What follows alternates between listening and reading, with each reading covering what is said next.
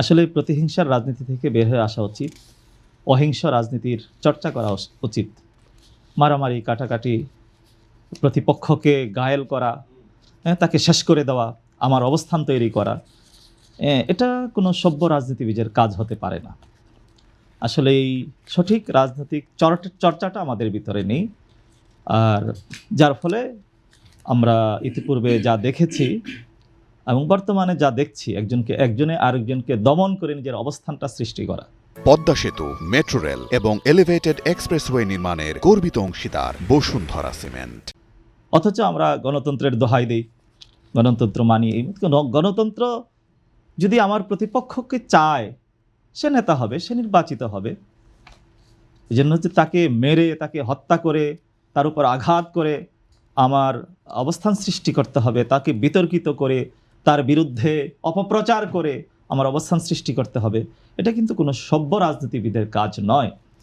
এই জন্য আমি মনে করি যে আমাদের সঠিক রাজনৈতিক চর্চা সেটার অভাব প্রত্যেক দলে আমি মনে করি।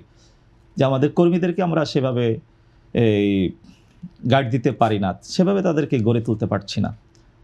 আমার স্মরণ পড়ে গেল, বিগত যে সরকার বিদায় নিয়েছে আমাদের কাছ থেকে, বহু জায়গায়, আমি যে এলাকায় থাকি, মানে এমন এমন লোকদেরকে যুবলীগ, ছাত্রলীগের কমিটিতে দেওয়া হয়েছে যারা মারমুখী, যারা আরেকজনের উপর আঘাত করতে পারে। অথচ ওনাদেরই যথেষ্ট সমর্থক কর্মী আছে, শিক্ষিত, ভদ্র, তাদেরকে কিন্তু ওই পদগুলোতে দেওয়া হতো না। মাঠে যারা মারমুখী, মাঠে যাদের অবস্থান মারমুখী, তাদেরকে বড় বড় পদ দেওয়া হতো।